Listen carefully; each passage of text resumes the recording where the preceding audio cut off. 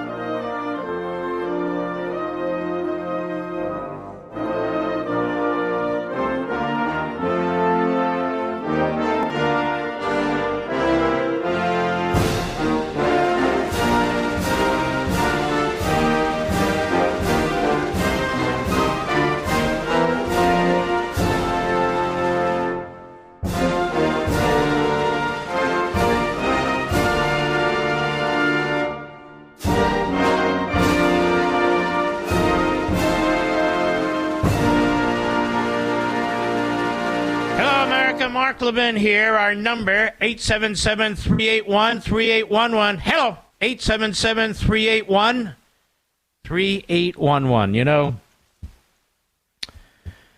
these Marxist bastards all have the same thing in common, whether it's AOC or Omar or Tlaib, whether it's Bernie Sanders or Anthony Blinken, believe it or not. And then here's Alvin Bragg. And you know what it is, America? They hate us with a passion. They hate our country with a passion, and especially the Jews. May I say that? And that would include Alvin Bragg. You know, I don't know if it's a problem or it's a blessing, but I know my history. I study history. Mark, what are you going to do this weekend? Read, among other things, of course. But these are the people, just like them, and they're killing our country, and now they've taken over our legal system, the judges and the prosecutors. They've taken over our legal system. They're the worst. They're the absolute worst. And this punk, this slob, Alvin Bragg, he all but destroys our legal system for his party. It's what they do, the Marxists, the party. The Democrat Party is the equivalent today, listen, this is important, to a communist party in another country. It truly is. It's the equivalent of a communist party. Party first, party all-powerful. The people have to have allegiance to the party, not the country. You think all these people coming in this country have allegiance to the country? Why would they? What do they know? But they'll have allegiance to the Democrat Party. You better believe it. And that's what the Democrat Party cares for. I'm telling you. I wrote American Marxism. I'm telling you that this is the model. It's an American form of Marxism. Not the Chinese form, not the Soviet form, not the Cuban form. But it is an American form of Marxism. That's what it is. And that's why New York Post, outraged at Manhattan DA Bragg's office, drops nearly all the cases from Columbia University's anti-Israel protest. First of all, it was an anti-Jewish riot. Nearly all the protesters charged with storming and occupying Columbia University's campus during heated anti-Israel demonstrations. It's more than anti-Israel. That would be bad enough. But Jews in the street in the United States aren't safe. They will not face criminal charges. Manhattan prosecutors announced yesterday, drawing outrage from law enforcement and Jewish advocates. And not just Jewish advocates, from all law-abiding American citizens. District Attorney Alvin Bragg's office dismissed cases against 31 of 46 people charged with trespassing. Wow. Too bad we don't have a prosecutor like that in Washington handling January 6th. What do you think of that, America? And let's just stop there. It is an outrage. It is sickening. It is sickening that you have people in prison today over January 6th. And that's an insurrection, you see. And yet, the overwhelming majority of the people who were violent and trespassing at Columbia University are scot-free. Why? Because they're Marxists and Islamists. That's why. What about the others? Well, they're Trump supporters. They're in Trump prison. And the others are free as a bird. Don't give me this crap that January 6th was an insurrection. The insurrection is the existence of this Democrat Party. That's the insurrection. Whether it's executive orders or an open border, whether it's funding Iran, whatever it is, that's your insurrection.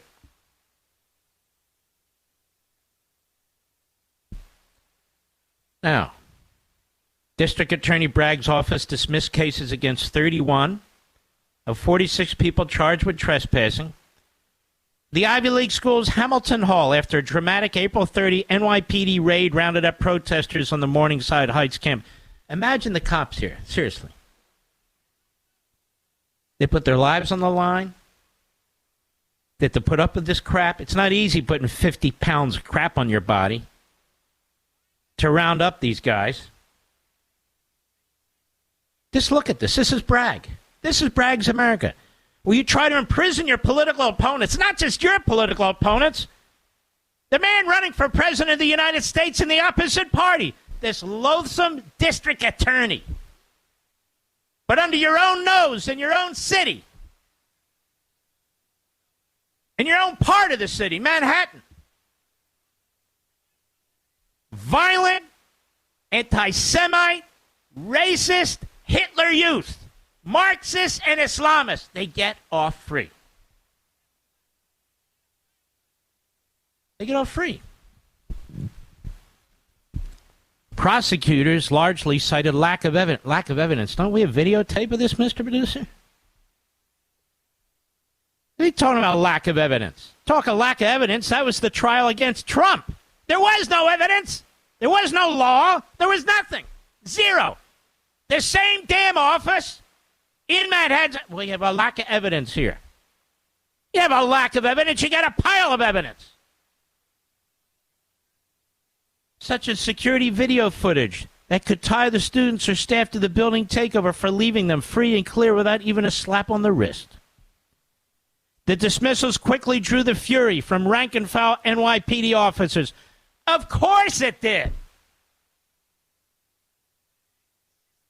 Higher education officials and Jewish leaders who spoke with the Post. This is turnstile justice, said Michael Nussbaum, a 25-year member of the Jewish Community Relations Council of New York. You going to vote Democrat, Michael? I don't know who you are. Maybe you're a big-time Republican. This is a green line for chaos, a green light for destroying property. Michael Nussbaum might be a great patriot. Don't get me wrong. I don't know. Manhattan Assistant District Attorney Stephen Millen, Millan, said that prosecutors had trouble moving forward with charges due to extremely limited video surveillance that couldn't prove anything was damaged inside the building. You have people who went inside the Capitol for no time at all, like Brent Bozell's son. And they threw the book at him, and they throw the book at hundreds and hundreds of American citizens. You see, ladies and gentlemen, it depends on what side of the political spectrum you're standing on. You're a no-good insurrectionist who's trying to destroy the country if you're in Washington. On the other hand, you're a righteous Marxist Islamist if you're in Manhattan. I don't blame people for being sick and tired. I'm sick and tired of this whole... I'm sick and tired of all of them. I'm sick and tired of all of this. Ilhan also told Judge Kevin McGrath that cameras inside Hamilton Hall were covered up during the police raid and that no cops were injured. So, Mr. Producer, what do we do when there weren't cameras? The hell's going on here? I remember when there were riots on college campuses in California and Reagan took care of business. We don't have any cameras here. You know, what are you talking about? Protesters wore masks during the demonstration, making it difficult to point out the specific antics of each individual, the DA's office said. Is this the public defender's office or is this the prosecution's office? You go after Donald Trump, you don't even have a crime, let alone the fact he didn't commit a crime. And here, you have this. Students and staffers at Columbia, Barnard, and the Union Theological Seminary, who had their charges dropped, faced disciplinary action by the school. Oh, yeah, let's hold our breath on that one. Notorious protester Aidan Parisi, Aidan Parisi, 27, a post-grad student in social work at Columbia, was among the 31 to have their cases dismissed. I'm sure that Alvin Bragg wanted to make sure that he had his case dismissed. Or she, whatever the hell it is. The lone remaining defendant, the lone remaining Hamilton Hall defendant not offered a plea deal is James Carlson. The scoring of millionaire ad executives who owns a $2.3 million home in Park Slope. See, even that punk, even that moron, because his parents are rich. Alvin. No offense, who calls their son Alvin anymore, Mr. Producer? I think Alvin's parents hated his guts. Did he have parents? Or was he dropped on the sidewalk? I don't even know. Carlson has been dubbed as the possible leader of the Columbia University protest. Now listen to this. So here's a punk millionaire, son of millionaire parents. He's the leader of the protest.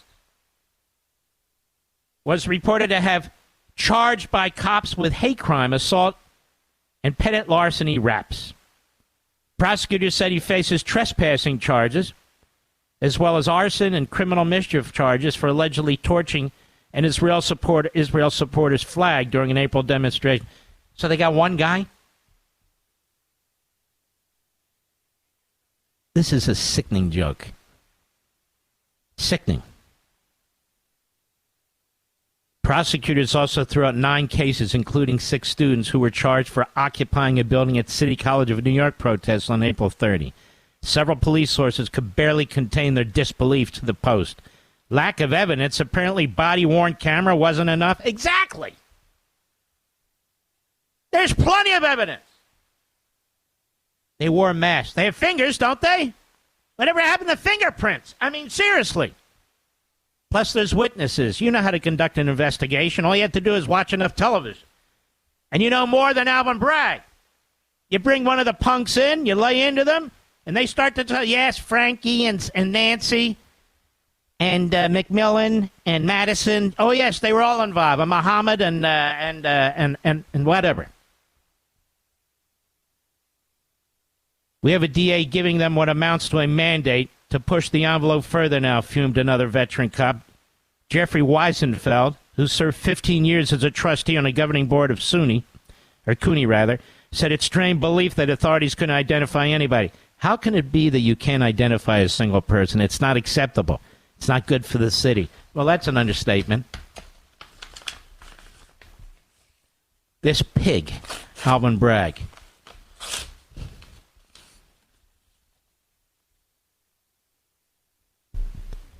It just turns my stomach. You have the rise of the Hitler Youth, Marxists and Islamists. doing damage to buildings, attacking cops, violent to Jews who couldn't go to class. And Alvin Bragg can't find enough evidence. Now, seriously, America? And in Donald Trump's case, where there's evidence of nothing, there's a crime for nothing, even the crimes they're playing around with, they don't identify.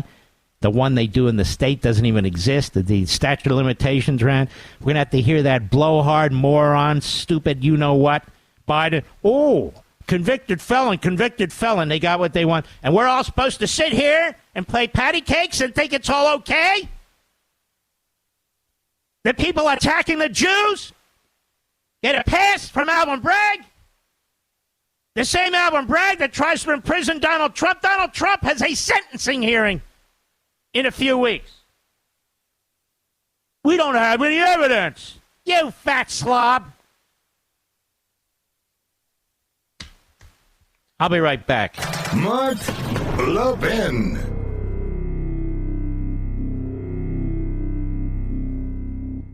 Folks, the war on our justice system, the vicious assault on President Trump, has sent our nation into uncharted waters. And trust me when I say things are going to get worse before they get better. I truly believe that. The political turmoil and uncertainty that lie ahead could have severe consequences for our economy and financial markets. But in times of crisis, there's always opportunity. And right now, I see that opportunity in diversification with gold and silver. As these tensions rise and the dollar's future becomes increasingly uncertain, gold has the potential to go even higher. That's why I trust Advantage Gold. They're experts at helping Americans take steps to help safeguard their wealth with precious metals. Call them right now. 800-900-8000. Don't wait. Get their free 2024 gold and silver kit, plus a special Mark Levin discount worth up to $1,300 if you qualify. The future may be unpredictable, but your financial security doesn't have to be. So call Advantage Gold right now. 800-900-8000. There's no risk. There's no pressure. That's 800-900-8000. Get your special Mark Levin discount worth up to $1,300 for qualified customers today. Performance may vary. You should always consult your financial and tax professional.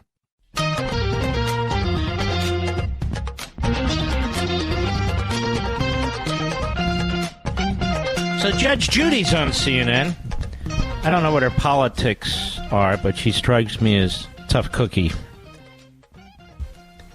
And she was a judge in New York. I believe she was a family law judge, but that's okay.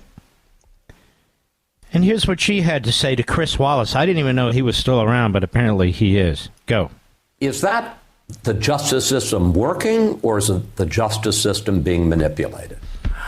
I would be happier, as someone who owns property in Manhattan, if the district attorney of New York County would take care of criminals who are making it impossible for citizens to walk in the streets and use the subway, to use his efforts to keep those people off the street, than to spend $5 million or $10 million of taxpayers' money trying Donald Trump on this nonsense.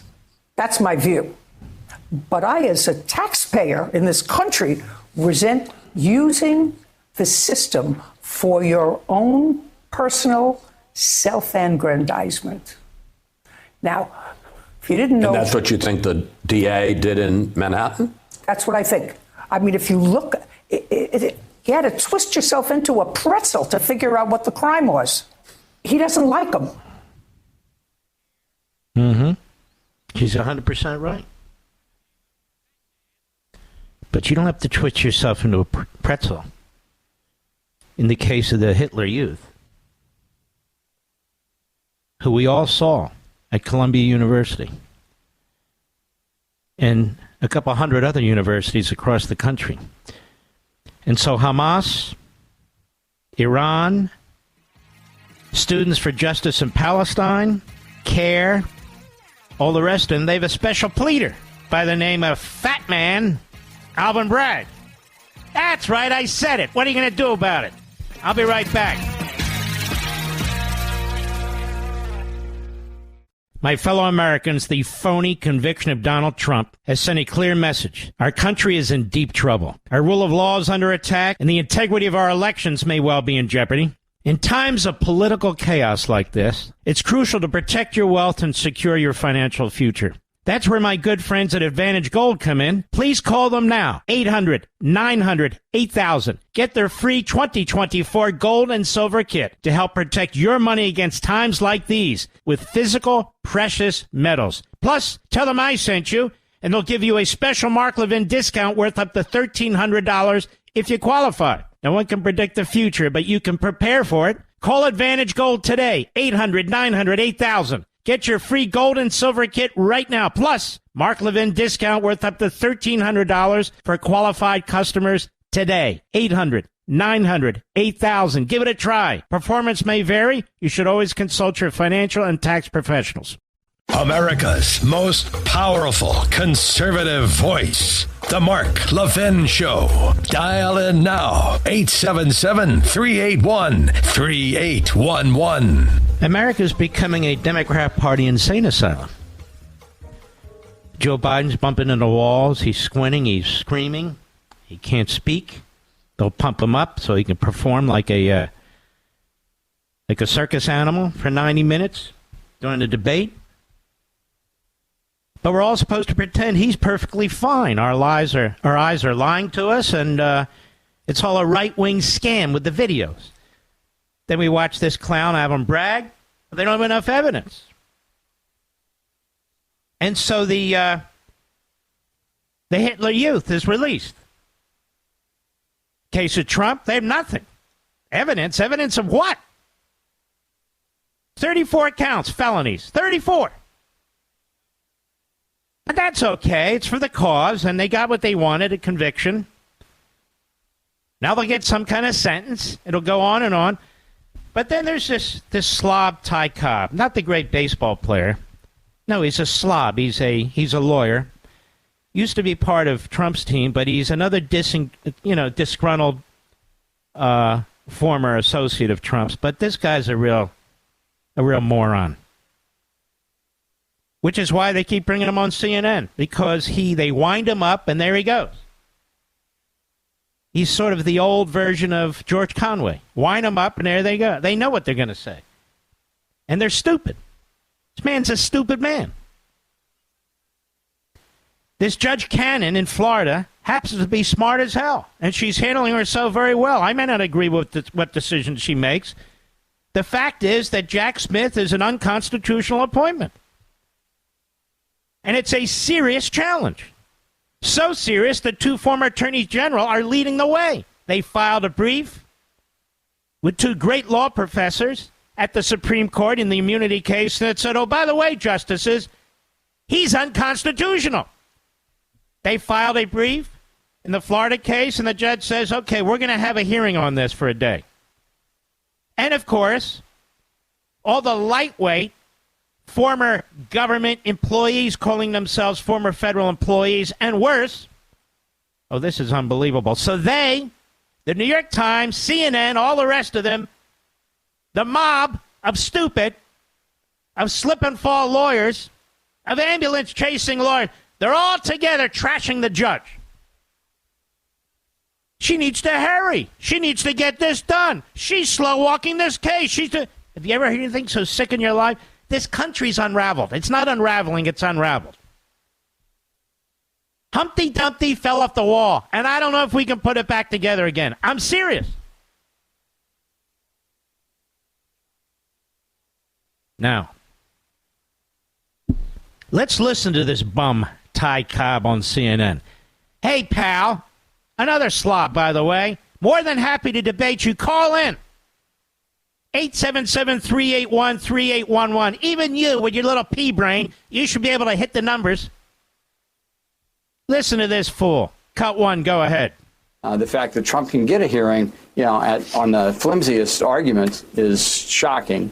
But the other thing that's more fascinating about tomorrow is, she's not just listening to the parties tomorrow. She's opened this hearing, to outsiders. People not even participating in the litigation are going to have a chance to say their piece. Just so you know, America, other parties file what's called an amicus brief or a friend of the court brief. You can do it at the trial level, the appellate level, or the Supreme Court level. It was done at the trial level. The organization of which I'm chairman, Landmark Legal Foundation, filed such a brief. In fact, one of the professors who's worked on this, who is the number one expert on the appointments clause on the U.S. Constitution, will be on this program in hour 3. These are professors, smart people who know what they're talking about. I know what I'm talking about. Landmark knows what it's talking about. Ed Meese, former Attorney General. Mike Mulcahy, former Attorney General. That's a flimsy case. Why? Because this know-nothing nobody, this guy puts his fat ass in a chair in front of a camera at CNN, and we're supposed to listen to him? Seriously? Go ahead. To her is that she actually does rule for Trump on this, because that would go to the 11th Circuit. And then I think this, petty partisan prima donna would be put in her place and they would remove her. Oh, listen to that. This petty partisan prima donna. He doesn't know her. He doesn't know anything about her. But he likes going on CNN. He likes showing ankle on CNN. These lawyers who are doing this like him, this is legal pornography, Mr. Producer. What do you think of that? That's what it is. This guy's stupid. He's a nobody. He's a nothing.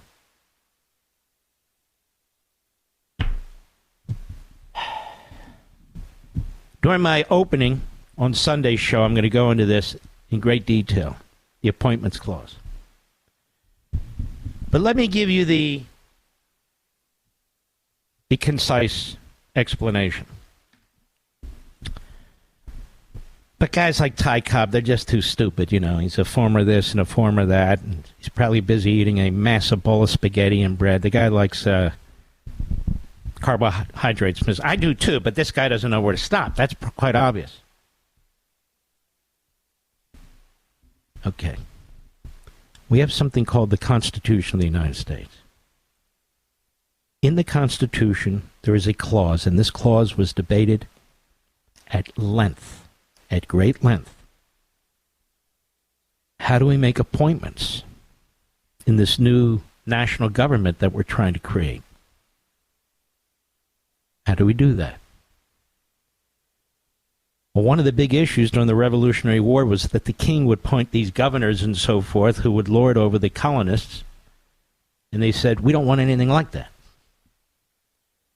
The problem under the Articles of Confederation was there's great confusion over who had the power to make appointments. And in a number of the states, the legislatures had the power, and it was a mess. And they talked about the tyranny of one individual, that is the tyranny of a central government, and the tyranny of the legislature. Jefferson used to talk about that. You can have tyranny in many forms, and they said we have tyranny in both forms right now. So what do? Now, these men were well-read. And they read the ancients, and they read Aristotle, and they read Kant, and they read all these people. They knew all about English common law, the parliamentary system with the king, how it worked, how it didn't work. And so they debated it.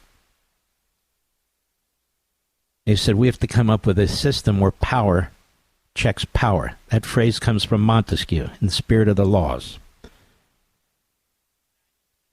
That book was the most widely read book during the constitutional period.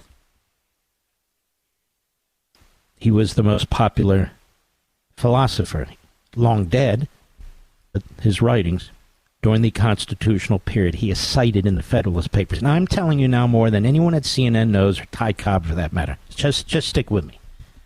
By the way, who names their son after a baseball player? Ty Cobb. This guy looks like he couldn't hit the side of a barn, by the way, throwing a baseball.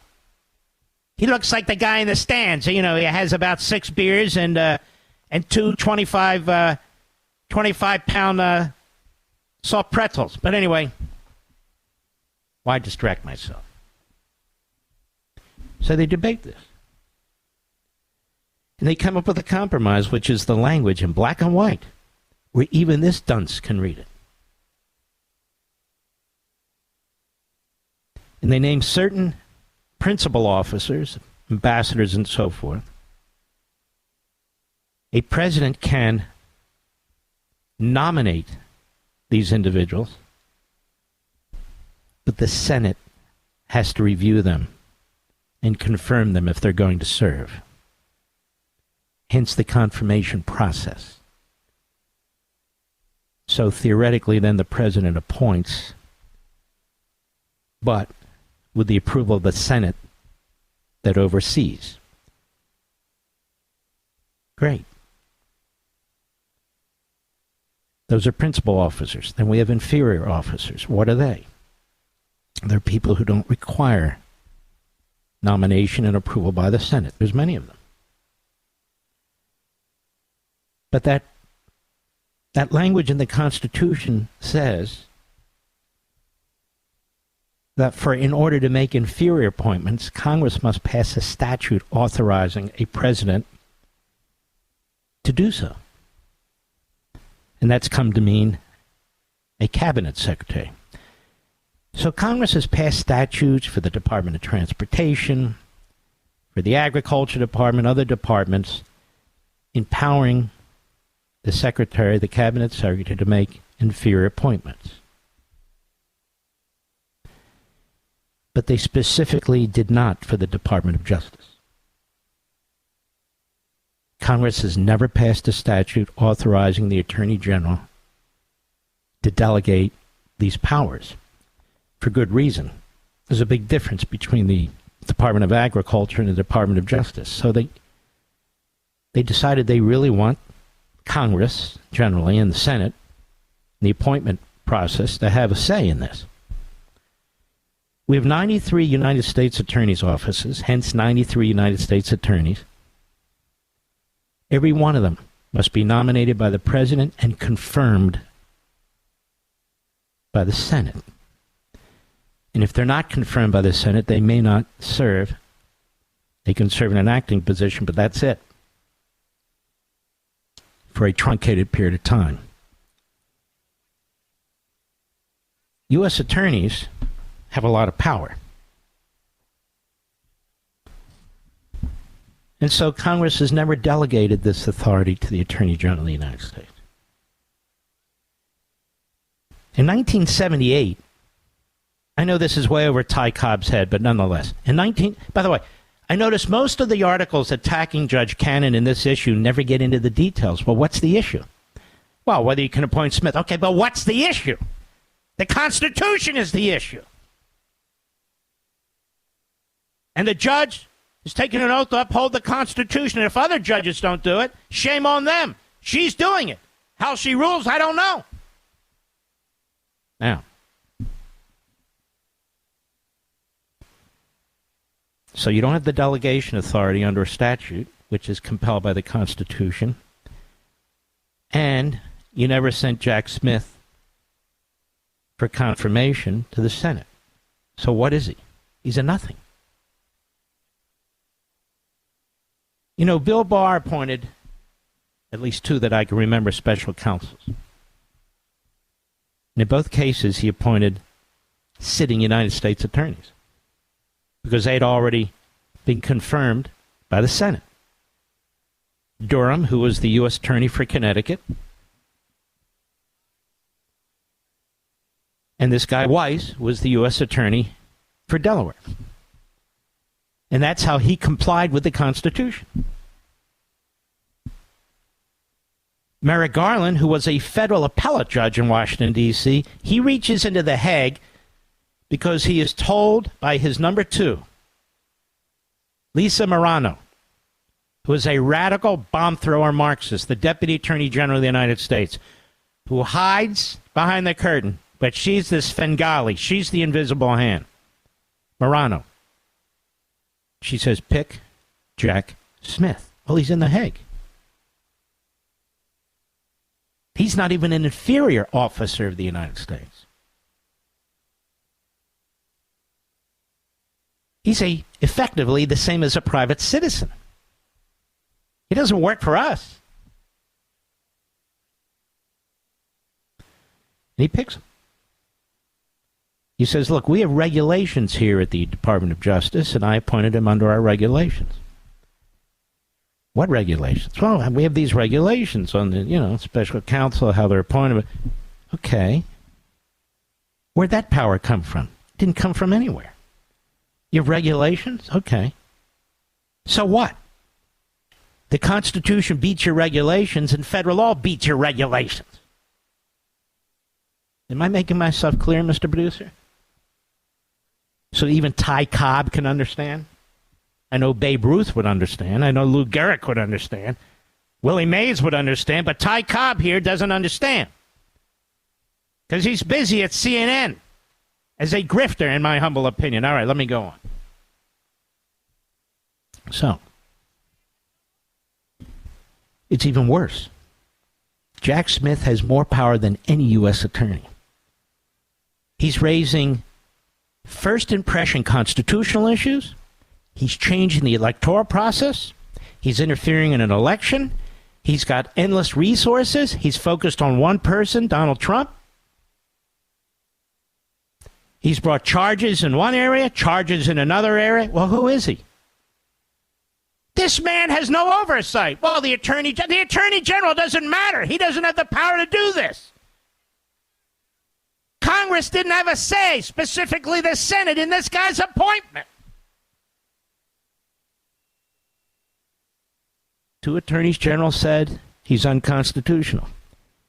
Multiple law professors who are experts on this say it's unconstitutional. But Ty Cobb and CNN and these former federal prosecutors at MSNBC and CNN and elsewhere say, this is a cheesy case, and this judge is actually going to hear it? Come on now. We have our guillotine ready. It's ready, and it's got Trump's number on it. I'll be right back. Mark Levin.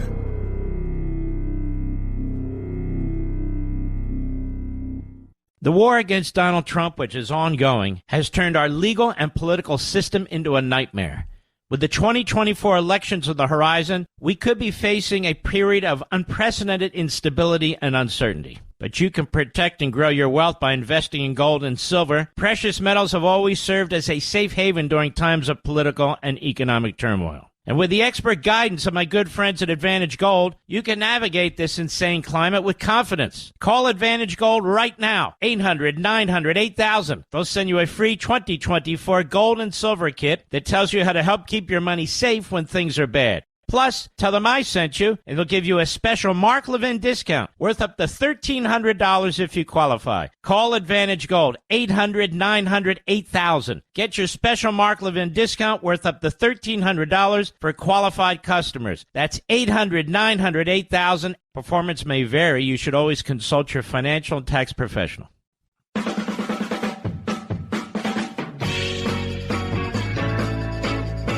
Want to know how you lose your country? Spend 20 minutes watching CNN or MSNBC. In addition to throwing up your dinner, you'll say, what the hell is this? Exactly. It's so weird. And they drag in slobs like Ty Cobb. Who the hell's Ty Cobb? Why do we give a damn? Is he accomplished? Oh, he's criminal defense. Who cares? Criminal defense lawyers are a dime a dozen. You want to know the truth. And by the way, so are former federal prosecutors. That's right. I said it. Big deal. With emphasis on the word former. Not all, but most of them wind up being criminal defense lawyers. Don't play both sides of the... And don't call me if you're one of these schmucks. I don't waste my time. Go on CNN and MSNBC. Do your fan dance there. Impress them. You don't impress me. Quite the opposite. I've never seen so many dumbasses with law degrees on TV in my life, Mr. Producer. The whole damn conga line of them. I'll be right back. This segment of the podcast is exclusively sponsored by Pure Talk. Pure Talk offers great coverage and can save your family money on your wireless bill every single month. Go to puretalk.com to find the plan that's right for you. Thank you again for listening, and thank you so much for this sponsorship, Pure Talk. He's here. He's here. Now, broadcasting from the underground command post, deep in the bowels of a hidden bunker, somewhere under the brick and steel of a nondescript building, we've once again made contact with our leader, Mark Levin. Hello, America. Mark Levin here. Our number, 877-381-3811, 877-381-3811. It's Friday, and we don't screw around. Yes, we'll play music, we'll have fun, but we don't screw around. I'm going to read something to you. During the break, something came to mind. Judge Emmett Sullivan, Washington, D.C., in the horrendous attack on Lieutenant General Michael Flynn. I want to remind you of something, and I want to remind you how the media lined up behind this judge against Flynn. Because the media is sick, it's diabolical, it's evil, and the fools that they bring on are no better. By Tom Winter and Pete Williams, NBC News. This is from May 12, 2020. The federal judge overseeing the case involving Lieutenant General Michael Flynn took the unusual step of inviting briefs from third parties, Mr. Producer. And he plans to set up a schedule soon to accept those filings. Judge Emmett G. Sullivan said in a filing Tuesday he'll allow individuals outside the Justice Department and Flynn's attorneys to submit filings in the case that might be able to provide the court with additional information or perspectives that might help him make a decision on whether to dismiss the charges against Flynn or let him withdraw his guilty plea. So here's a judge who says, look, I'm going to get some outside advice from other lawyers who may know something I don't and get other perspectives. Wow! He must be a fool, an amateur. You see where I'm going with this? Citing a 7th U.S. Circuit Court of Appeals case, Sullivan wrote that an amicus brief, friend of the court brief, by a non-party, should normally be allowed when a party is not represented competently or is not represented at all, when the amicus has an interest in some other case that may be affected by the decision in the present case, or when the amicus has unique information or perspective that can help the court beyond the help that the lawyers for the parties are able to provide. Now, that's the 7th Circuit, and I'm sure that applies in the 11th Circuit, too. You understand, folks? What this judge is doing, Judge Cannon, it's not typical, but there's absolutely nothing wrong with it. It's been done before. And she's trying to gather information from experts about the appointments clause because it's a big case with big consequences. Big case with big consequences. Judge Sullivan wrote, given the current posture of this case, he anticipates individuals and organizations to file briefings and letters, which are almost always made public. A group of former federal prosecutors is planning to file an amicus brief as soon as the end of this week, NBC News learned. Wonder if any of them work for the detestable CNN or the detestable MSNBC. Tuesday's order underscores how unusual the step is and notes that in a criminal case there are no D.C. federal court rules governing these submissions. He also cautioned that those who wish to file, citing his Judge Amy Berman, who's one of his colleagues, the Roger Stone case, while there may be individuals with an interest in this matter, a criminal proceeding is not a free-for-all. Well, no proceeding is a free-for-all, you idiot. Still, Sullivan's order signals his interest in hearing from those outside Justice Department and Flynn's attorneys before making a decision. He even went further. Sullivan also said that he has appointed a separate retired judge, John Gleason, to present arguments in opposition to the Justice Department's request to dismiss the charges in the case. So Sullivan says, I not only want to hear from third parties, I am going to appoint a separate person, a retired judge, a buddy of his, by the way, to present arguments in opposition to Bill Barr and the Department of Justice. Now, nobody said he should withdraw from the judiciary. Nobody said the guy's a lightweight. Nobody said he doesn't know what he's talking about. This is never done. You had a conga line of fan dancers at CNN and MSNBC and all the other reprobates praising Judge Emmett Sullivan because he was going after General Flynn and he was defying the position of the United States Department of Justice under Attorney General Barr.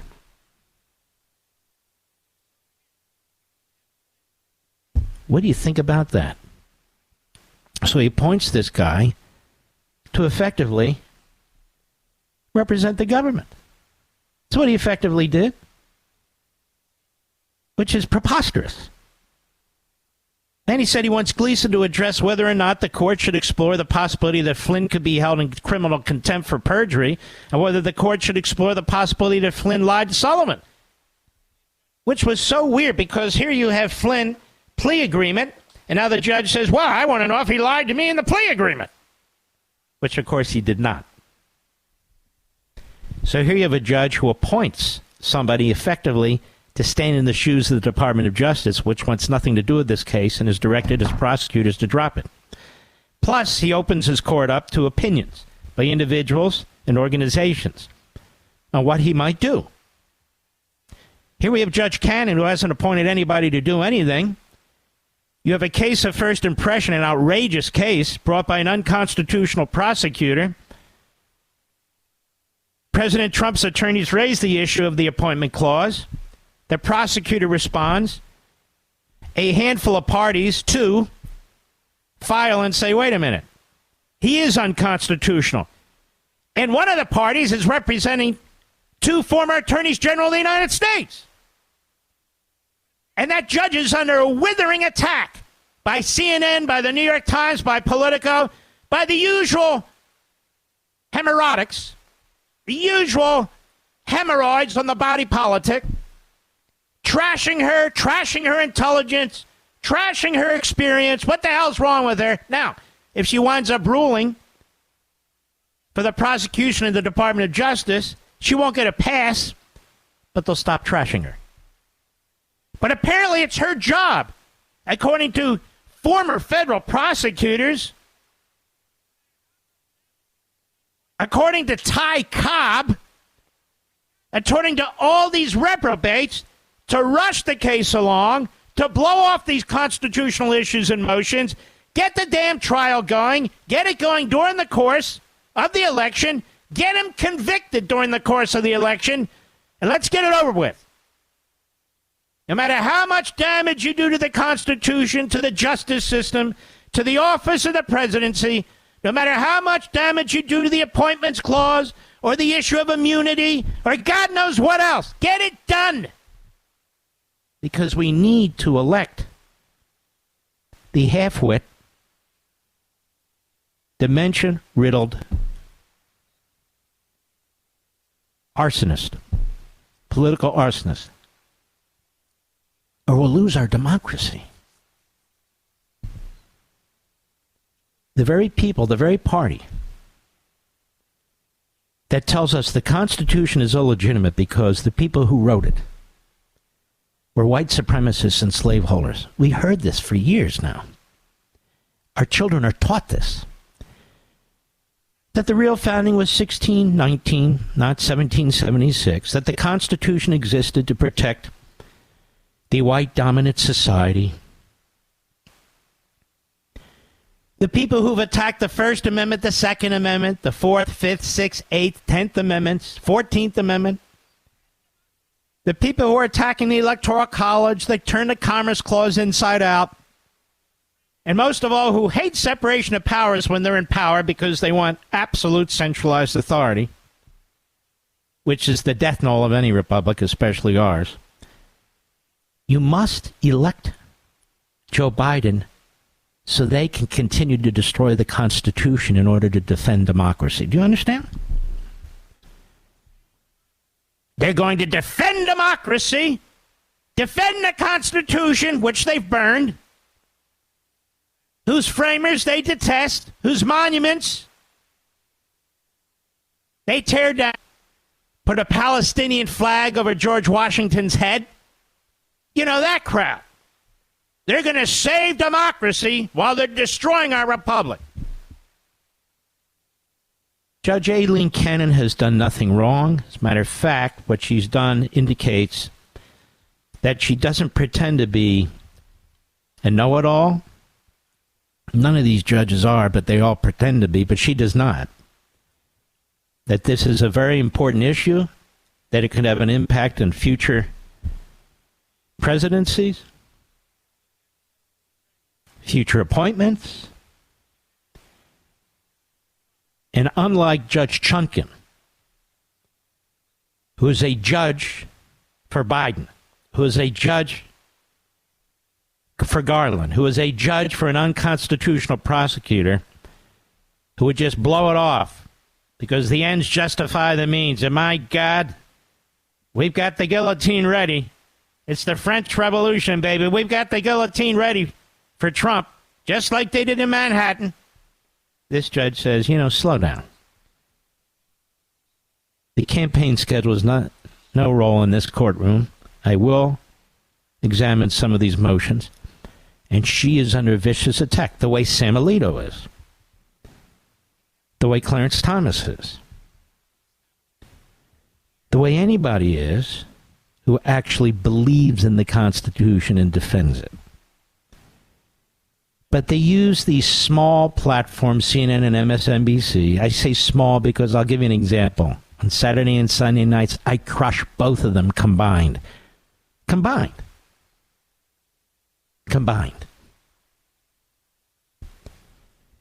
But they have the ear of the establishment. They have the ear of the Marxists. They have the ear of the political power brokers and the special interests and the lobbyists and all the rest of them.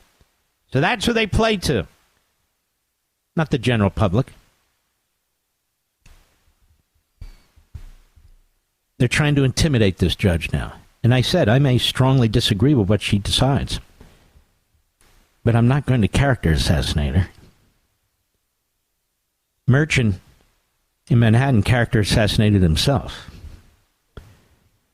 I and others were just explaining who he is and what he's done. And what a sleazeball he is.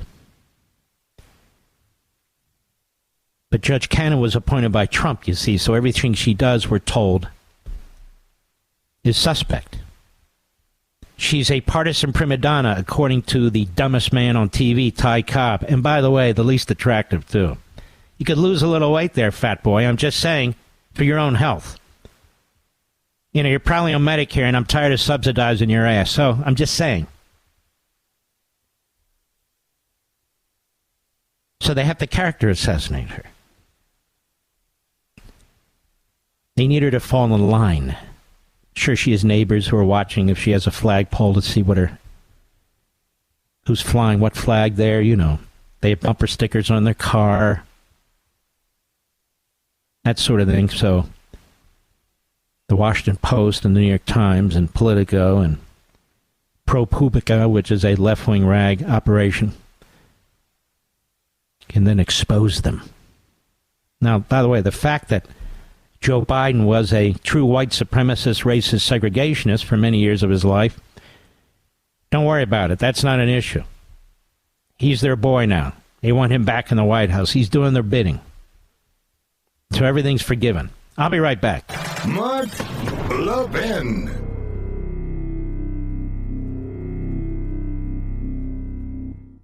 Did you know one of the largest U.S. flags in the state of Georgia stands proudly in Pure Talk's parking lot? To honor that flag, Pure Talk is supporting America's Warrior Partnership in their mission to prevent veteran suicide. For our servicemen and women, the transition to civilian life can be very difficult, especially now. Access to housing, employment, and even their earned VA benefits can be very difficult. That's where America Warriors Partnership steps in by providing real support where and when our vets need it most. And you can help this noble cause when you switch to Pure Talk's 5G service and support this great charity. Through Flag Day, they'll match every dollar donated up to $50,000. Choose a wireless company that shares your values and puts you on America's most dependable 5G network for just $20 a month. Go to puretalk.com/Levin. That's puretalk.com/LEVIN to make the switch. That's puretalk.com/Levin for superior cell phone service. That's half the price of Verizon, AT&T, or T-Mobile, and to help Pure Talk with vets in need. Well, it's a pleasure to have on our program Professor Seth Barrett Tillman of Maynooth University in Ireland. Isn't that correct, Professor? Well, we pronounce it slightly differently. Maynooth University. Oh, good Lord. I'm an American citizen. I live abroad. I'm not actually Irish. I'm Philadelphia. We pronounce everything improperly. Now, Professor, how did you become like the world-renowned expert on the Appointments Clause? I don't think I'm exactly the world-renowned expert, but I started publishing on the language of the constitutions and its usage of the word office and officer back in 2007, and I've published actively on that pretty much every year since then. So, my friends, not just my friends, but people who didn't like me, told me in those early years, Seth, you shouldn't publish all this stuff. No one's ever going to be interested in it. It's never going to be litigated. But I thought it was important, and I enjoyed it, and I kept writing and writing. And then when Trump exploded on the scene, all of a sudden my writing became sought after, almost accidentally. Well, Professor, are you familiar with what took place in the courtroom today? The judge's questions, I was there. The arguments that were made? You were there. I was there. Okay, well, one of the briefs is your brief, and with Landmark Legal Foundation, of which I am chairman. Would you explain to the audience what took place in the courtroom today and what kinds of questions you were asked? Because obviously I have no idea. We don't. Well, the first thing I'd say is that there are many fine judges in the United States, including the federal judiciary. And what I saw today in Judge Cannon's courtroom was a very well-prepared judge who had the law, the statute law, and the cases right at her fingertips. And that's a reflection not only on her, but her staff who must have prepared her. So what I saw today was the very best you'll see among trial court judges. Now, of course, I've never been in her courtroom before. I can't give you reflections on her life, but I could tell you what I saw today was excellent. And she asked questions of the sort that you'd expect from an informed person, hard questions to both sides, also hard questions to the three lawyers who appeared as amicus, including my lawyer, Josh Blackman, a professor at the South Texas College of Law in Houston. And what I could tell you is that I'm not in a position to predict how she'll rule, but I certainly left the day with a smile on my face. So how did we do in the courtroom today, do you think, in terms of answering questions and making the presentation? Well, let me give you an example. The government's position is that the special counsel is not just a special counsel, but is also what is called in the statute an independent counsel. Because if the so-called special counsel isn't an independent counsel, there's no money in the budget to pay for him. That is, the budget authority to pay is not written there to pay for special counsel. It's there to pay for an independent counsel. The problem with that argument that the government makes is that their own authorities, that they cited in their own brief, say an independent counsel is to be appointed when the government is seeking to investigate and or try a high-ranking government official. Now, that argument might work theoretically to try Trump in the District of Columbia for January 6th related events, but it makes no sense for the trial in Florida because by that time, Trump was already a private citizen. So there's really no budget authority for what the special counsel is doing in Florida. And I didn't hear any response from the special counsel today at all to that argument. As a matter of fact, I'd say that about several things that happened in the courtroom. Well, hold on. I want to hold you over because we want to take these one by one. So the government's response, I want to know, was silence? Did they have a response? And then we'll go through the other points, Professor. Professor Seth Barrett Tillman, one of the very brilliant men involved in our brief, Landmark Legal Foundation, involving Jack Smith. We'll be right back. Did you know one of the largest U.S. flags in the state of Georgia stands proudly in Pure Talk's parking lot? To honor that flag, Pure Talk is supporting America's Warrior Partnership in their mission to prevent veteran suicide. For our servicemen and women, the transition to civilian life can be very difficult, especially now. Access to housing, employment, and even their earned VA benefits can be very difficult. That's where America Warriors Partnership steps in by providing real support where and when our vets need it most. And you can help this noble cause when you switch to Pure Talk's 5G service and support this great charity. Through Flag Day, they'll match every dollar donated up to $50,000. Choose a wireless company that shares your values and puts you on America's most dependable 5G network for just $20 a month. Go to puretalk.com/Levin. That's puretalk.com/LEVIN to make the switch. That's puretalk.com/Levin for superior cell phone service. That's half the price of Verizon, AT&T, or T-Mobile, and to help Pure Talk with vets in need. Mark Levin, the thunder on the right. Call in now, 877-381-3811. All right, Professor Tillman, I know we're limited in time here, so the first argument that was made about the budget issue, what was the response of the government? Did they have an opportunity, and what did they say? They did have an opportunity to respond, but they didn't respond to that argument. At least they didn't on Friday. They may try to respond to it on Monday, because there will be another hearing that will also talk about budget authority that day. I won't be participating in that one. The focus of my argument was on the office nature of the position of special counsel, and that was linked to the budgetary authority, whether the special counsel is also an independent counsel. That was just one argument that was made today that I don't think the government has a solid response for. The other argument, the one that was, that central to my particular brief, was that the position of special counsel under the more modern case law put forward by the Supreme Court really isn't an officer of the United States position at all.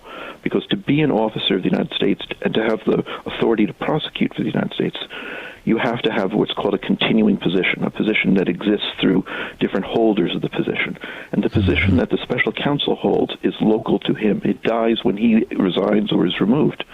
So it's not really an officer of the United States position. And therefore, under our modern thinking, our modern Supreme Court precedent, including the SEC versus Lucia case from 2018, you can't really consider, you shouldn't consider, and the special counsel isn't an officer of the United States, and therefore he's not in a position to investigate and to indict anyone, including former President Trump. That's my view, and to tell you the truth, I don't think the government had much of a response. It did have a response, but I don't think it was satisfactory. What was the response? Their response was that the discussion in the case law about continuity of position isn't really about continuity of position. It's about continuity of duties. As long as the duties are continuous, they exist over a reasonable length of time, the position is also continuous. But that's confusing the duties as being not episodic, not temporary, and the position itself being permanent or continuous. And unfortunately, the government in this isn't alone. You'll find any number of commentators in the literature who confuse continuity of position with whether the duties of the position are episodic or temporary. But that's not what the case law says, in fact. And it's unfortunate that some people don't see that, but I expect that Judge Cannon will see it because several people have put that position forward to her in very clear language. That's my guess. It's my hope, but we'll just have to wait to see what the decision is. How was the argument for the Mies Mukasey brief? How did that argument go? The judge was very interested in it.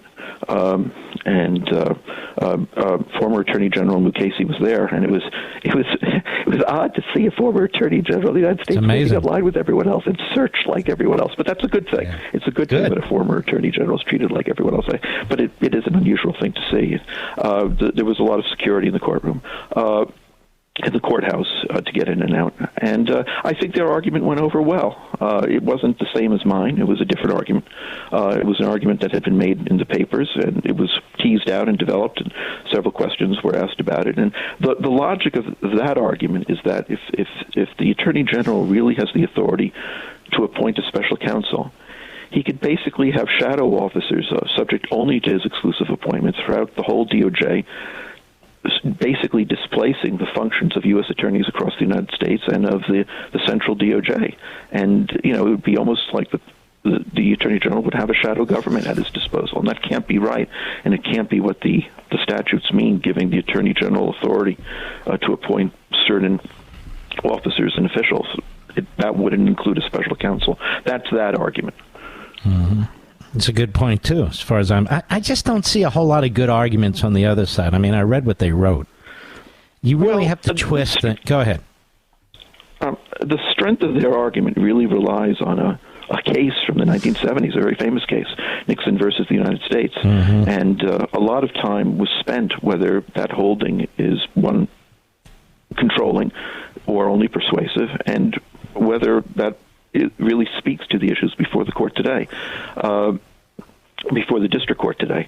I have to say I was surprised that by the end of the hearing, the government seemed to concede by saying that even if it's not controlling, it's at least very persuasive, whereas I think when they came into the court and on their papers they said it's not a question of being persuasive, it's controlling. So I think there was a little recognition by the government that their case wasn't exactly as sound as it looked on paper. Now, you spend most of your time in Ireland these days. This judge is under withering attack by the usual American media here. You had people saying that she is an amateur, that she's not up to the job. One lightweight lawyer went on TV, called her some horrendous name and so forth, and you have CNN laying out the case and the New York Times that other judges didn't want her to hear the case. So they're trying to really intimidate her through the media. Do you think this judge is going to be intimidated? I think from what you saw, it's very unusual. I think from what I saw and from what I know about the judges I've met over the course of my life, judges are not easily intimidated, and certainly not by the media. They might try, but it's not going to work. If anything, you push a federal judge who has lifetime tenure, it's liable to backfire on you. It wouldn't be something I would try to do. But you were impressed with her generally, correct? Her intelligence? What I saw was first class. What I saw today was first class. Everybody, yeah. She had everything at her fingertips, and her questions were probing, and she probed both sides. But you felt good about it. Why did you feel good about it? I know it's just a feeling, but why did you feel good about it? The biggest concern a lawyer always has is not whether his arguments are the best, but whether his arguments are understood. That's really the biggest thing for a lawyer. If you could get your point across, you might not win the case, but at least you got a shot at it. I walked out of that courtroom thinking that this judge understood the arguments, including my own, and I felt good about that. And that's where we are. When she's going to rule on it, I don't know. But you know what, Professor? When a former attorney general, he's not the youngest man on the face of the earth, goes all the way to Florida from New York and shows up in that courtroom, that shows the seriousness with which he holds his position, no? Yeah, I think there's a lot to be said for that. But whether Merrick Garland was physically there or not, I think we could take for granted that everything that happened in that courtroom had the support of main justice, including the Attorney General of the United States. Mm-hmm. But it is amazing that two prior attorneys generals view it completely differently and conducted that. And so did Bill Barr. Bill Barr appointed two special counsel who were sitting United States attorneys. He didn't pick somebody off the street. Anyway. Look, I'm on your side. I'm not defending what the current Attorney General has done. I think it's been a mistake, including for budgetary authority reasons that I've already explained. But on the other side, we should recognize that what Merrick Garland has done is, has some resonance with a large part of the legal community who believe, rightly or wrongly, that there are historical precedents for what he's done. I think they're wrong about that, but there are arguments on both sides. All right. Well, have a wonderful Shabbat, Professor, and take care of yourself. Thank you so much for your time. Bye-bye. All right. Bye-bye. Eccentric, no, Mr. Producer? But smart as hell, as you could see, folks. And this is his area that he's been writing about for a decade or more. And people used to say to him, why are you so focused on this? He said, because I am. And every year he would update his thoughts and his process and so forth. So it was very important for Landmark to work with this professor and another professor gentleman, right, Mr. Producer? Josh Blackman, who has been on the program and was equally impressive. This is why Smith, the commentators on TV, don't want people like Blackman or Tillman, Mukasey and Meese and others to be heard. They want you to think this is a slam dunk and there's something wrong with this judge. Well, you heard how smart this guy is. And he was impressed by the judge. He was impressed by her intelligence. And he was impressed by her preparedness. Let's see if they write that up in the New York Times and at CNN. Of course they will not. Why? Because they're corrupt, lying bums. That's why. We'll be right back. Mark Levin.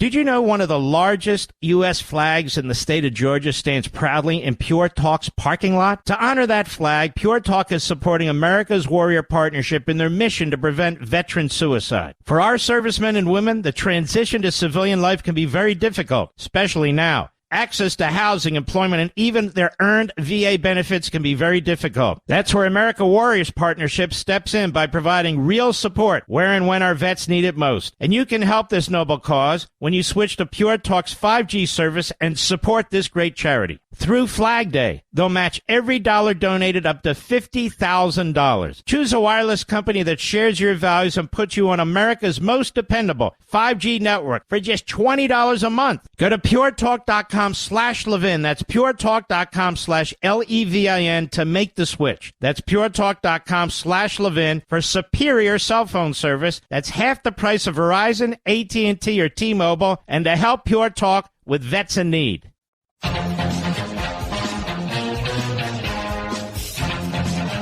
Now, does that professor sound like he doesn't know what he's talking about?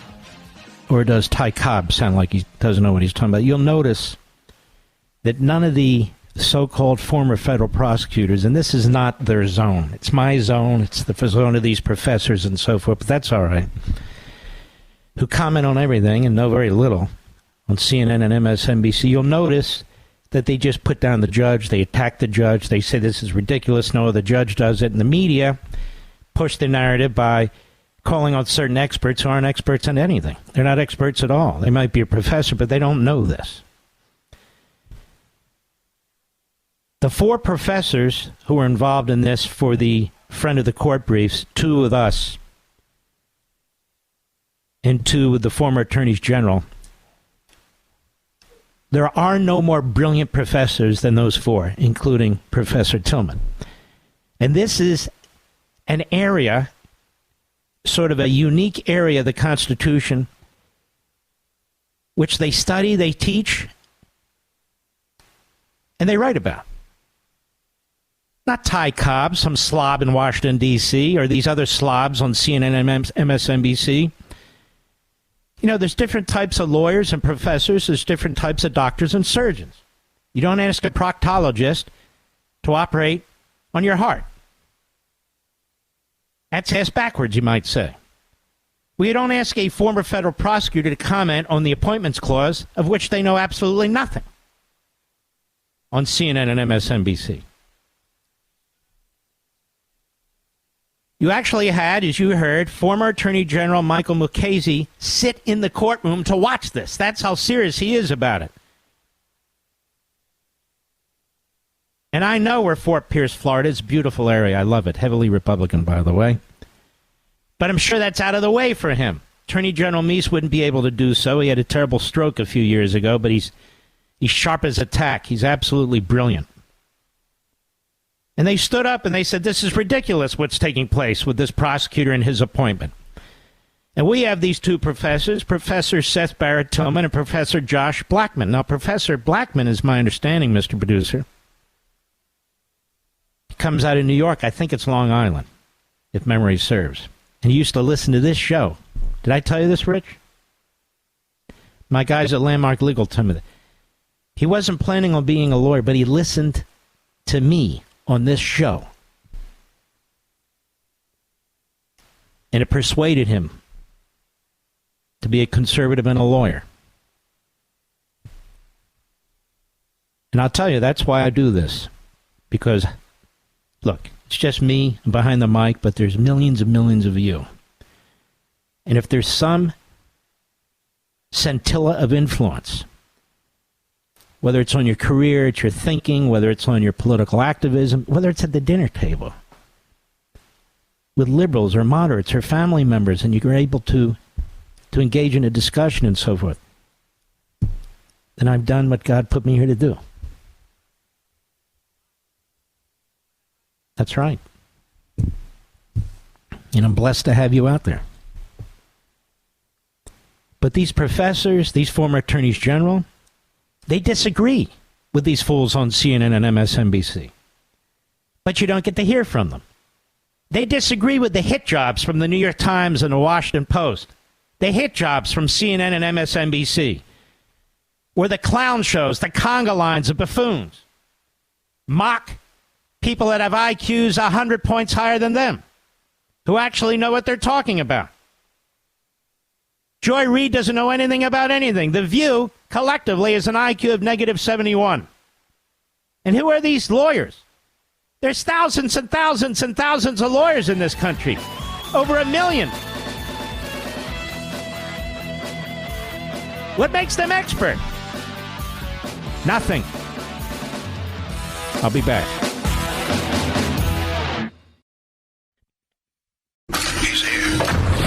He's here. Now, broadcasting from the underground command post, deep in the bowels of a hidden bunker, somewhere under the brick and steel of a nondescript building, we've once again made contact with our leader, Mark Levin. Hello, America. Mark Levin here. The Power Hour. Our number, 877-381-3811, 877-381-3811. By the way, in Nevada, this is what happens when you have good judges. A Nevada judge on Friday dismissed a case against 6 false electors. You see how the media talks just like the Democrats? This is NBC News' Zoe Richards. Must be Zoe, because Zoe has 2 dots over the E, Mr. Producer. We wouldn't want to confuse Zoe with Zoe. But they talk like the radical left-wing Democrats.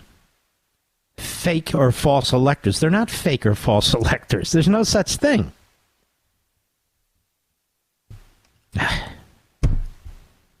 This is why the media sucks so badly. Clark County District Court Judge Mary Kay Holthus ruled from the bench that the state had filed the case in the wrong jurisdiction. The state attorney general's office confirmed to NBC News. NBC's very concerned about this. A spokesidiot for the office said the state's top prosecutor will be appealing immediately.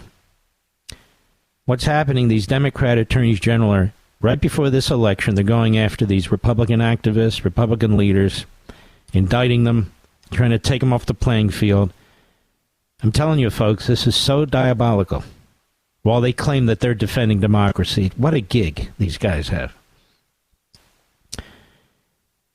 NBC goes on. The judge's decision comes after a grand jury in December indicted 6 Republicans as part of a probe into the 2020 presidential election on a pair of felony charges that included offering a false instrument for filing and uttering a forged instrument. What? I don't know what uttering a forged instrument is, but a false instrument file. In other words, if you file a separate slate of electors, you're committing a crime now. And so we'd have to go back and dig up the bodies of Republicans in 1876 and charge them, Mr. Producer, because back then they had no idea. In fact, up until now, nobody had any idea. Among those charged included, ready? Nevada State Republican Chair Michael McDonald, Vice Chair and National Committee man Jim DeGraffenreid, who have both previously appeared before a criminal grand jury investigating the Capitol riot. DeGraffenreid referred requests for comment to his attorney. McDonald did not immediately respond. Why would you respond to NBC News? Ready? Slates of fake electors. They're not fake electors. But there you go. For the former president, we're also organized and charges have been brought in other battleground states like Michigan Democrat Attorney General. And Georgia, Democrat District Attorney. Earlier this month, 3 Trump allies were charged in Wisconsin. In the fake electors scheme, how many times can you say fake electors? To keep Trump in office, including campaign official Mike Roman and attorneys Kenneth Cheeseborough and James Trupis. Now, ladies and gentlemen, a competing slate of electors doesn't keep Trump in office.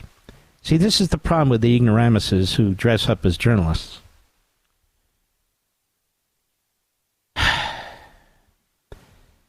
The electors, or the list of electors, goes to the Archivist of the United States, the National Archives. This is by federal law. He or she take the information and put it in a fashion that Congress demands, and then on January 6th of every election cycle, for president, that information is provided to a joint meeting of Congress. Then Congress decides whether or not to approve the electors from each state. If you don't send a competing list of electors, then there's nothing for Congress to decide. So if the election is won or lost by, let's say, a couple thousand votes or 5,000 votes, and the Republicans say, hey, look, we're going to conduct an investigation, we're going to keep looking into this, we're going to keep litigating, but in the meantime, we have got to send electors in, or they, that is Congress, they have nothing to look at. Because what if it's determined that the election did flip the other way, potentially, in a given state? So if you don't send the other slate of electors in, you lose, no matter what. Now they're calling this a crime to overturn the election. Fundamentally, what's missing here is people don't understand, or do understand but are lying about it, that the president and the vice president are not decided until after Congress says who they are. That's what the Electoral College is all about. It's not who wins the popular vote. It's not who's declared president by one of the networks as the winner. There's a formal process that's been going on since the beginning of this republic that nobody wants to talk about but me. The electors are sent to the Archivist of the United States. If there's a challenge to the electors and there's another slate, that is sent to the Archivist. Congress decides. Not a prosecutor, not a grand jury, not a network. A president and a vice president in an election, that issue is not resolved until Congress resolves it. State grand jury in Arizona also indicted former Trump attorney Rudy Giuliani and other Trump aides in April, along with a series of false electors. See? It's outrageous. These Democrat attorneys general, these Democrat DAs, these Democrat federal prosecutors. Goes on, the Trump team also helped prepare fake certificates in New Mexico and Pennsylvania, but false electors in those states haven't been charged. So here's NBC urging to charge these innocent citizens with crimes that never existed before. False electors in both states had added language stipulating that their certificates were submitted in the event that they were later recognized as duly elected qualified electors. They don't even realize the last sentence of their story is the truth. False electors, they call them, in both states had added language stipulating that their certificates were submitted in the event that they were later recognized as duly elected qualified electors. How the hell do you prosecute somebody over that? I guess we'll have to go to Ty Cobb, won't we, Mr. Producer? Ty Cobb, who always looks like he just ate a sloppy Joe. It's all, like his tie and his shirt. He's always kind of ruffled. He's got that weird mustache. He's got all that weird crap going on. One more thing. You realize I've spent over 2 hours on this program talking about the appointments clause? Is there another host in America that could make that interesting and intriguing? Is there? Seriously? I don't think so. But then again, I don't listen. So, but here's CNN.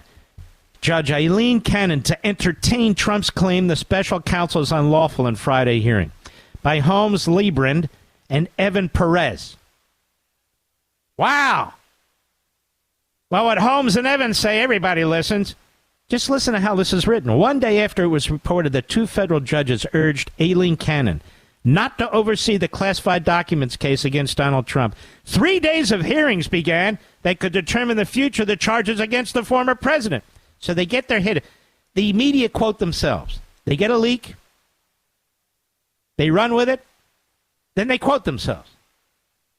In another story about the judge, they quote themselves again. And of course, whoever these judges are or others who are leaking, they're to be believed. They're spectacular. They're brilliant. They're right. You know. Trump is arguing that Jack Smith, who has brought charges against Trump in Florida and Washington, was unlawfully appointed as special counsel. At the center of Trump's argument is the claim that Attorney General Merrick Garland does not have legal authority to appoint someone as special counsel who hasn't been conferred by the Senate. Justice Department says the Attorney General has ample authority to appoint inferior officers, which would include special counsels. And that's the extent of their discussion. That's not the extent of the discussion, but that's the extent of CNN's discussion. Why? Because they have cantaloupes for brains. That's why. Cannon, prepared with question after question for both defense attorney and prosecutors on Friday, pushed Trump's lawyer to defend his claim that Smith's position amounted to a shadow government. And they go on.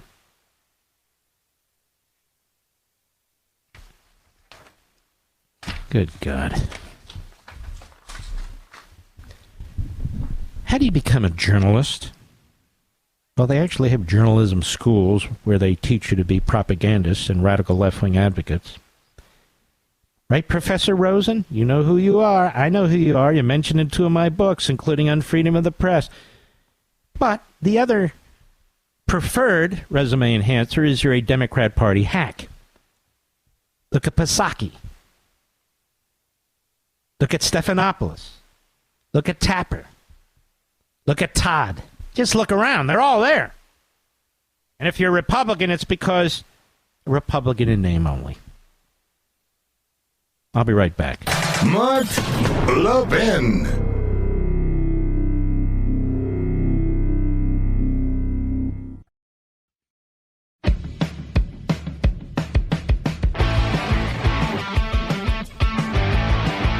My buddy Mark Klein shot this over to me. Let me tell you a little bit about Judge Aileen Cannon.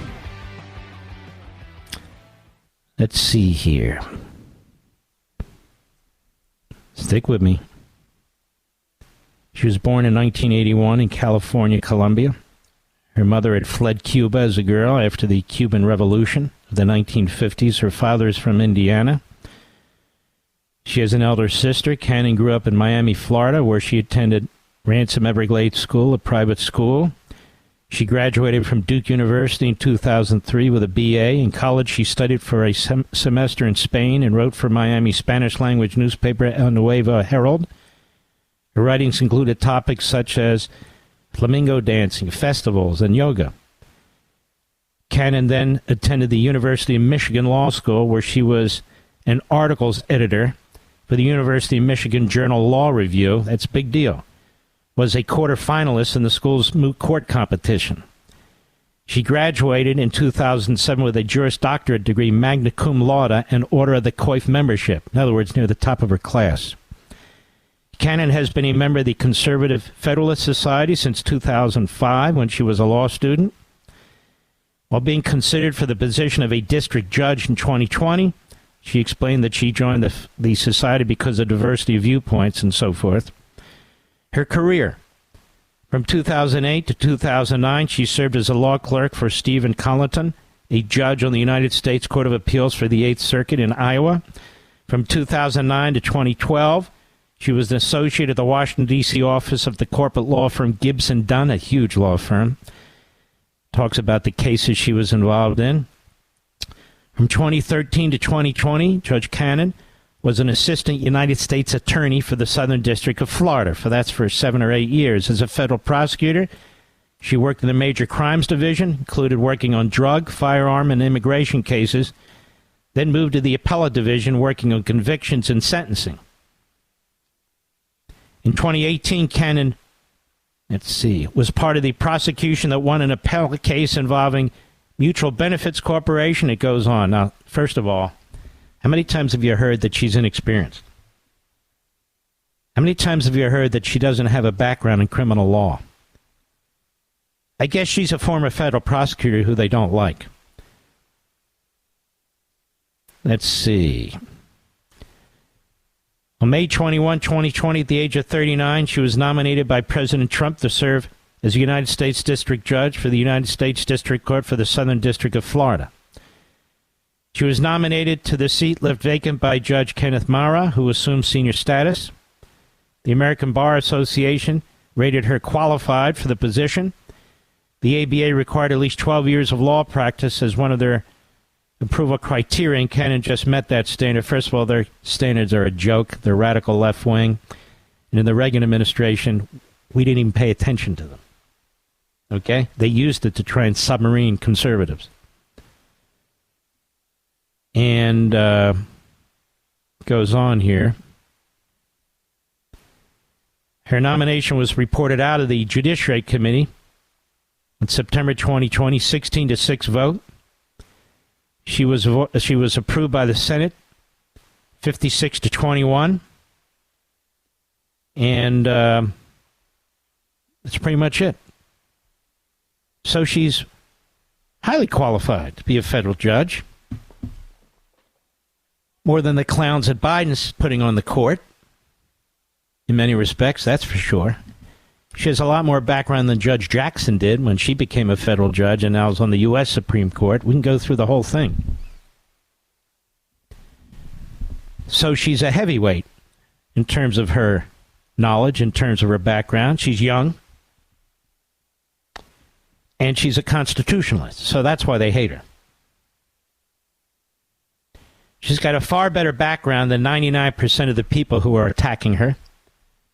When they say she doesn't have experience, she has a lot of experience. She was a prosecutor,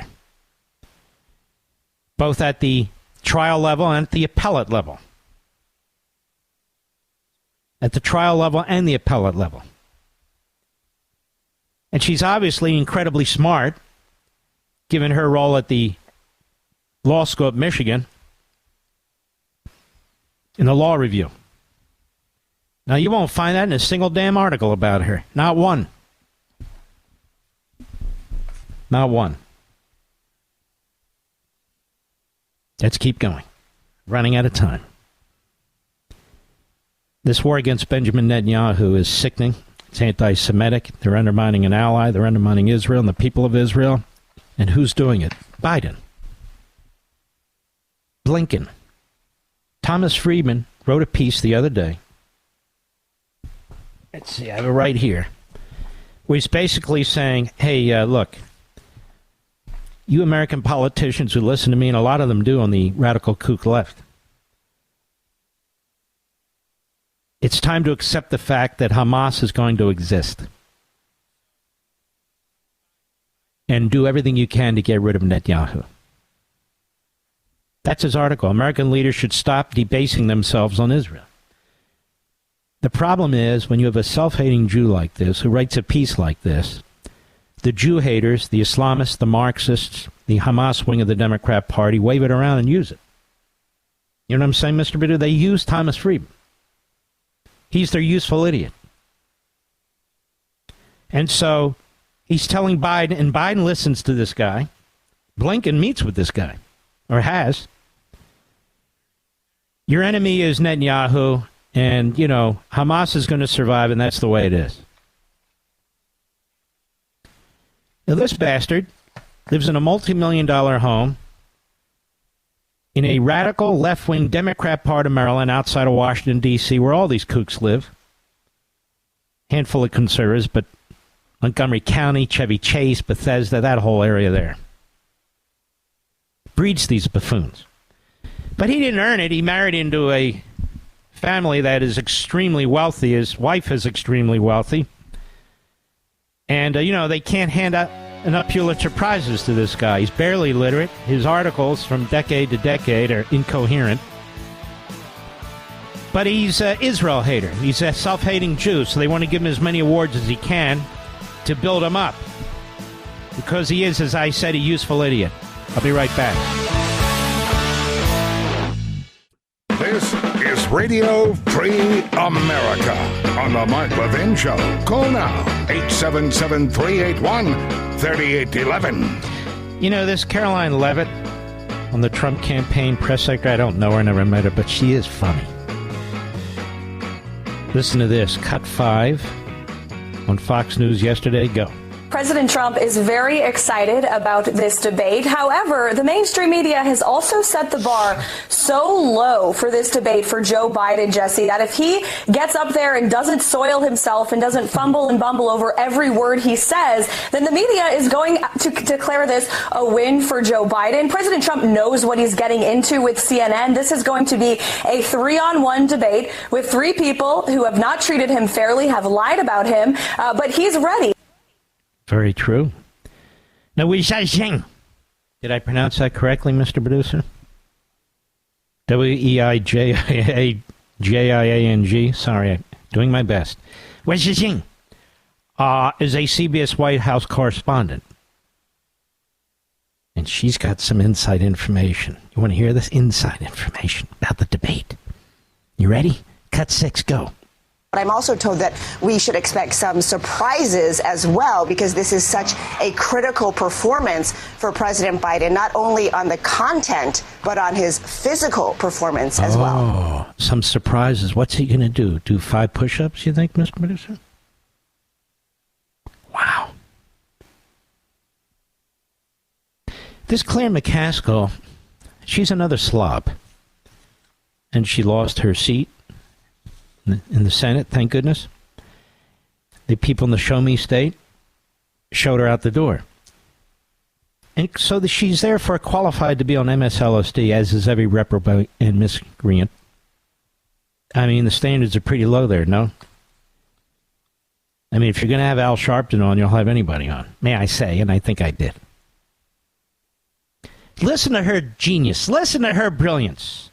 Claire McCaskill.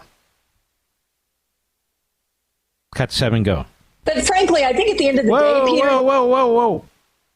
I didn't know she's a loud one. She's a loudmouth, isn't she? Oh, she's yelling away. Now, of course, I do it. But it's different. When they do it, they're slobbering. There's spittle all over the place. Stuff coming out of their nose all around. No, I'm under control. Cut 7, go. But frankly, I think at the end of the day, Peter, this is really going to boil down to a very narrow... Who's Peter? Is there a Peter on MSNBC, Mr. Producer? Peter Alexander? How come a lot of people whose name is Richard call themselves Dick, Mr. Producer? Would you do that? You call yourself Rich, right? Does it ever occur to you? I don't know where everybody's mind is. I'm not talking about that. I'm just not big on that name. But now here we have Peter. Peter Alexander. Okay, Peter, go ahead. That haven't decided right now. Oh, yeah, and yeah. I just... Oh, I like my Joe Biden. God. Is she married? I'm just curious. I'm not attacking. Could be married to a guy, a girl, and in between. Who cares? Could be married these days to, inanimate object. It doesn't matter. I'm just curious. Go ahead. Campaign that is all about America being strong and wonderful and our institutions being resilient and our democracy. Excuse me. Is it happy hour over there where Peter is and Claire McCaskill at MSLSD? Joe Biden's campaign is all about America being strong and wonderful. You're out there, MAGA. America sucks. That's right. It ain't good. You got to work 10 times as hard. Hey, yay! Oh, that's right. I don't know. When I think of Joe Biden, I think of all these patriotic things that come out of his mouth, as well as spittle. Then we have Xavier Becerra of HHS, who even in the Biden administration, he's considered a failure. Now, Xavier Becerra, in part, as well as Homeland Security, is supposed to be tracking 85,000 alien children in this country that they can't find. Actually, hundreds of that, but they can't find 85,000 of them. And so that qualifies him to speak on MSNBC. And so they drag him in. Mr. I can't find 85,000 minors in America. And what does this puke have to puke? Cut 8, go. The message is very simple. Your rights are at stake. And I'm so worried, Mr. Producer. Oh, if Donald Trump wins, my rights are at stake. We're going to lose our democracy. They're the ones attacking the First, Second, Fourth, Fifth, Sixth, Eighth, 10th Amendments, 14th Amendment. They're the ones who've attacked the Commerce Clause. By the way, big decision on that next week. I'll explain it next week, but the media is very, very confused. They've taken the Commerce Clause and they've turned it into the No Commerce Clause. They want to eliminate the Electoral College, so only 11 big blue states get to decide who the president and vice president will be. I can go on and on and on. These people hate the Constitution. They've been telling us to hate the Constitution. They've been telling us to hate the people who wrote it, adopted it, and ratified it. They've been telling us to hate ourselves, pull down their monuments, desecrate the monuments. This election is about the rule of law. Do you have to be schizophrenic to be a Democrat? I think you do, in addition to many other things. Go ahead. Fight for this because there's a lot of confusion and disinformation about what happened after Roe versus Wade was overturned. And people think it may deal only with abortion. That's not the case. It's all about having access to health care. You're right. Oh, I see. Access to health care. Well, tell that to the aborted baby. Here, you have access to health care. This is called a suction device. Look how, again, we've talked about this. I've written the totalitarian mindset. You got to change the meaning of words. You got to use different words. So it's health care to abort your baby. So in every case, it's a matter of health care? No, it isn't. Now I'm really confused. I thought it was a choice. Now it's health care. No, wait, I thought it was reproductive right. No, it's health care. It's health care. Oh, okay. And that's on the ballot? How is that on the ballot for president? When the Supreme Court said the federal government has no role, it's a matter of states. So how's that on the ballot? Can somebody tell me how it's on the ballot? They're attacking the court for sending it back to the states where the president can't do a damn thing, but it's on the ballot somehow for president. The wisdom of Xavier Becerra. Where are those 85,000 minors, Xavier? Go ahead. Freedom to make a decision, your autonomy with your body, and talk to the women who are... Autonomy with your body. Autonomy with your body. That's on the ballot? What does that mean, autonomy with your body? It's my body, I can do whatever you want. But what about the other body? They act like it doesn't exist. Look. You have to be a science denier if you deny that that's another human being. What is it? What is it if it's not another? It's a choice? No, it's not a choice. It's a human being. Now, if you want to make the argument that you have a right to extinguish that life at any point during the cycle, then make the argument. But don't tell us that we have to believe what you say, because we don't. And I love these articles. I can't remember then. 100 and some people, I think it was in Texas, women had to go to other states to get an abortion. We don't know any of the facts about those women and why they felt they needed to do that. But there's millions and millions of women in Texas. Some of them are getting abortions in Texas. So why did the women leave? Well, maybe they had to leave to get an abortion somewhere else. Okay. And I'll tell you one more time. If it's just a medical procedure, a health issue, people leave their states all the time for medical and health treatment. What's the best doctor on cancer? Where the best doctors for the heart? Cleveland Clinic and Johns Hopkins and places like that. Okay, they're not in your backyard. So what? So what? You telling me to do something? What do I need to do? All right. I'll be right back. Mark Levin.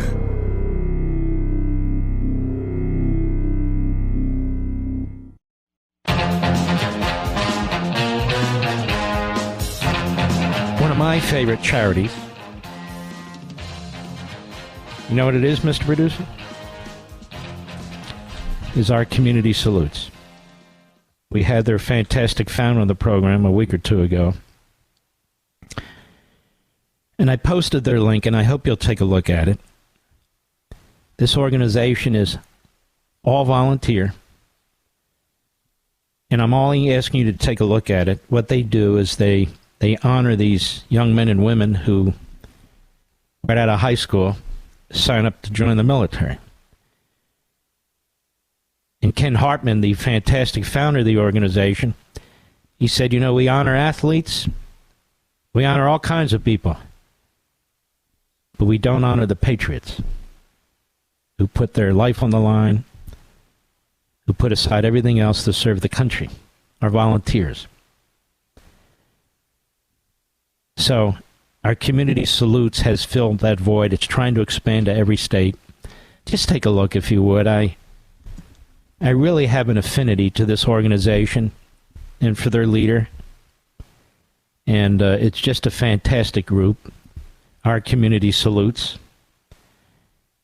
And they have a sort of a card they would like as many people as possible to sign so that they can present it to these young men and women and to their families. So just check it out. We go to America every Friday in honor of you. Here we go.